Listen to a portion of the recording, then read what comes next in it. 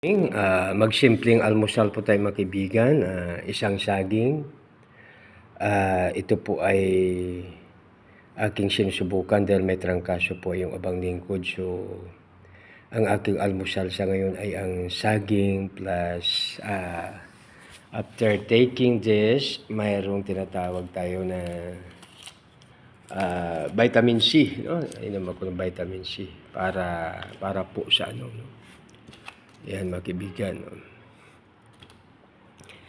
Dahil tinatrangkaso. No? So ito po ay saging. Isang saging po, ang halaga ay 10 piso. No? So 10 pisong almusal o kaya simpleng almusal mga kaibigan.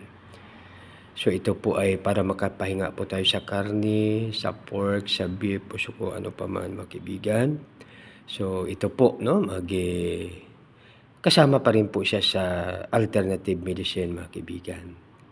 Dahil sa ginagamot natin ang sakit sa magitan sa pagkain ng mga natural po. At saka natural na paraan para maibsan ang anumang karamdaman. Subalit alalahanin po natin mga kapatid na God is our best healer. Ang ating God Almighty, ang ating best healer. Subalit mayroon tayong violation sa natural law, kaya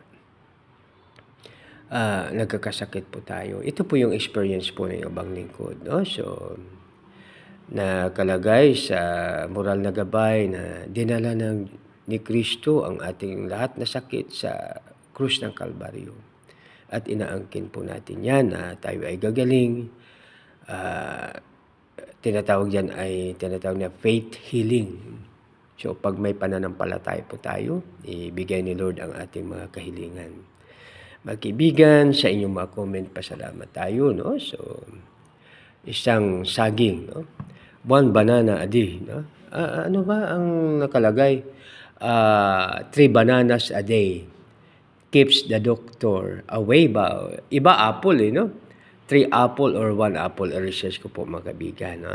So magandang umaga sa lahat. God bless us all.